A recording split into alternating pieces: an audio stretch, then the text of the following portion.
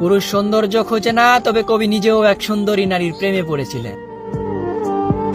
আমি সৌন্দর্য খুঁজিনি, তবে কোনো এক শ্যামবর্ণের মায়াবী নারীর মায়ায় আমি পড়েছি।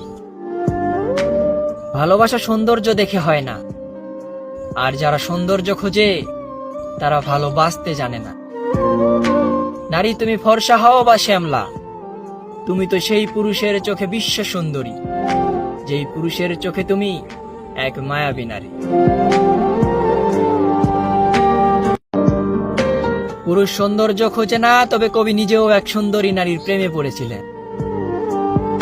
আমি সৌন্দর্য খুঁজিনি, তবে কোনো এক শ্যামবর্ণের মায়াবী নারীর মায়ায় আমি পড়েছি। ভালোবাসা সৌন্দর্য দেখে হয় না, আর যারা সৌন্দর্য খোঁজে তারা ভালোবাসতে জানে না। নারী তুমি ফর্সা হও বা শ্যামলা, তুমি তো সেই পুরুষের চোখে বিশ্ব সুন্দরী, যেই পুরুষের চোখে তুমি এক মায়াবী নারী।